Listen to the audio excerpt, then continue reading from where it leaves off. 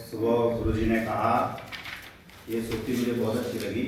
इस श्लोक के बीच से बता रहा हूँ आपको। गुरुजी ने सुबह समझाया था, वीणा पुस्तक धारिणीम अभयराम जाड्या दकारापरम।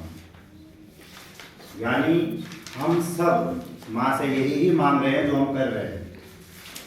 अगर कोई पढ़ा लिखा नहीं होता तो यहाँ आता ही नहीं, तो पढ़ाता ही नहीं। बस करना क्या है, अभय पैदा करना है, भय में नहीं रहना है। हमने तीन ही चीज दूर करनी है अपने, संशय, संदेह और भय। ये अगर दूर हो गया तो वाक्य में हम आचार्य हैं। बच्चों के सामने तो होते ही हैं, लेकिन हम अपने आपस में भी अपने भय को दूर कर सके, इसलिए हमारे दक्षता वर्ग होता है। और माँ से भी हम यही मांग रहे हैं कि हम अपने आपस में अपनी सारी बातों को एक दूसरे के साथ में व्यक्त कर सकें। हम अंतर्मुखी न हो, आचार्य तो बहिर्मुखी होना चाहिए।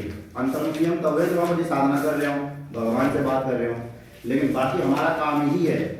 अध्यापक आचार्य जो है, चलने और बोलने से ही पता लग जाता है कि अध्यापक है। चाहे उसको 1 लाख आदमियों के बीच में भेजो और चाहे 2-4 लोगों के बीच में भेजो, वो अपने टोका टाकी कर ही लेगा, पता लग जाएगा कि ये आचार्य है। और आचार्य भी कहाँ का है? विद्या भारती का। ये भी तय, ठीक है ना। तो ये सच है। तो संशय, संदेह और भय हम दूर करने के लिए, और विनीत जी का भी बहुत बहुत धन्यवाद। परसों से लगी हुई थी, कई दिनों से देख रहा हूँ कि सर ये करना है, ये करना है। बहुत अच्छा लग रहा है, ये बहुत बड़ी बात है ये, ठीक है ना। और प्रत्येक आचार्य को वाकई में आगे आना चाहिए। जिसको जितना आता है, जितना बोलने की क्षमता आती है। कई बार हमको बहुत कुछ आता है, हम बहुत प्रकट करना जानते ही नहीं है। तो प्रकट करना आ जाए, दूसरे को देना आ जाए, और देने के बाद उसको भी समझ में आ जाए, उसको देना बोलते हैं। जैसे उन्होंने कहा अधीति और फिर बोध। अधीति तो वो है जो जानते ही नहीं है, और जब जान गए तो बोध में आ गया। बोध के बाद क्या हो गया? अभ्यास हो गया। अभ्यास हम तभी कर पाएंगे जब बोध हो गया।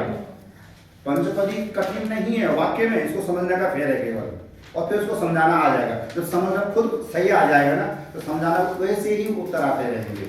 बहुत बढ़िया है, और हमें निसंकोच सबके साथ में वार्तालाप करनी चाहिए।